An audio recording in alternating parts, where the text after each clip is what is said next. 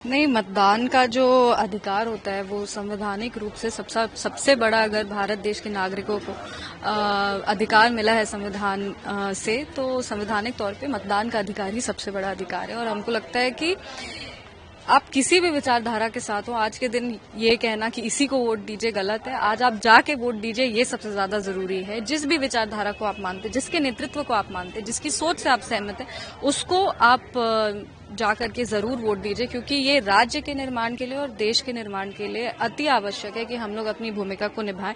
जो हम लोग आज करेंगे वही हमारा भविष्य तय करेगा। इसीलिए जागरूक होकर के भारी से भारी संख्या में जाकर के अपने जो मतदान का अधिकार है उसका उपयोग करें। दावा कर रहा है कि बदलाव होगा इस बार बिहार में, क्या कहिएगा इस पर? सब दावे उनके फेल कर जाएंगे। आज तो 121 सीट पे मतदान भी है और हम लोग बहुत पॉजिटिव है कि जितने मजबूती से हमारा चुनाव प्रचार चला है उससे भी ज्यादा अच्छे हम लोग को रिजल्ट्स मिलेंगे। हर जितनी भी सीट्स हैं वो सीट पे हम लोग अपने जितने भी कार्यकर्ता हैं उनसे बातचीत करें। वोटर टर्नआउट बहुत ही बेहतरीन है इस बार, स्पेशली ग्रामीण क्षेत्रों में, और जिस तरीके से महिलाएं अधिक दिख रही हैं बूथों पर, पुरुष से ज्यादा आजकल महिलाएं बूथ पर दिख रही हैं, ये बदलते बिहार की तस्वीर है। और महिला अपने अधिकार के लिए एक सशक्त सरकार चुनेगी जो बिहार को सुखी और समृद्ध बनाएगी। यादव ने ट्वीट किया है कि तवे पे रोटी बदलती रहनी चाहिए, नहीं तो जल जाएगी। 20 साल बहुत हुआ इस सरकार को, अब बदलाव चाहिए, क्या कहिएगा?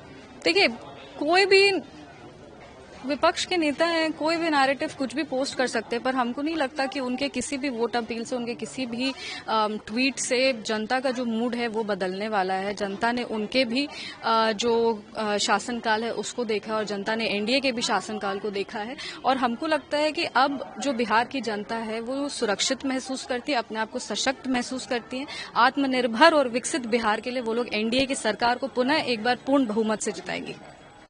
जनता से क्या अपील कीजिएगा? हम जनता से यही अपील करेंगे कि याद रखिए, ये बिहार वो बिहार था जिसने अफगानिस्तान से लेकर बांग्लादेश तक इसी बिहार की राजधानी से राज करने का काम किया।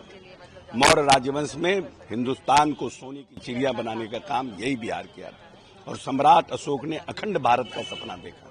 हमारा समृद्धशाली इतिहास है, हमारी समृद्धशाली विरासत है, और उस समृद्धशाली इतिहास और विरासत को पाने के लिए विकास पर वोट करना है। जात पात से ऊपर उठकर जो हमारी आने वाली संतति, हमारे आने वाले वंशज, जो हमारे आने वाली पीढ़ी को आगे बढ़ाना चाहता है, उसी पार्टी को और उसी लोगों को वोट करना है और अपनी विरासत और अपना इतिहास को आने वाले समय में दोहराना है। बदलाव की बात किया जा रहा है जो विपक्ष की तरफ से, क्या कहिएगा इस पर कि बदलाव इस बार होगा बिहार में? जो रोटी जल जाती है उसको फेंक दिया जाता है।